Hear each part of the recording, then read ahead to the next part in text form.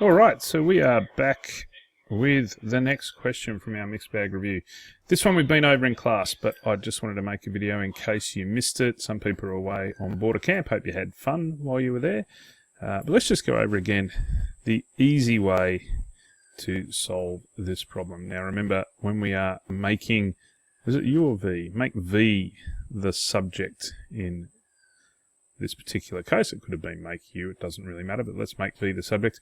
It's basically the same as solving for that variable. And our big problem here is that V is in the denominator, and that's really annoying, isn't it?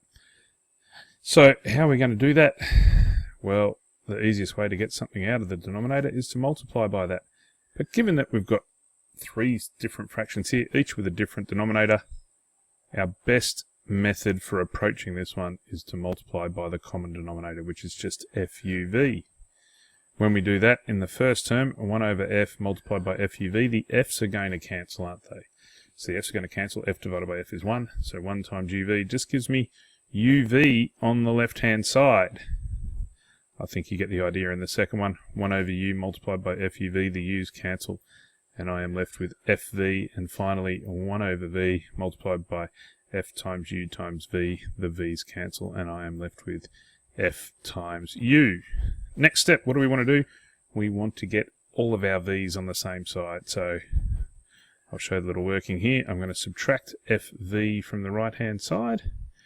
Whatever I do to one side, I'm going to do to the other, so I subtract it from the left. And our next line is going to read UV minus FV equals F times U. Finally, got to get our V's together. U of them minus F of them. What do we do? Well, V is a common factor, isn't it?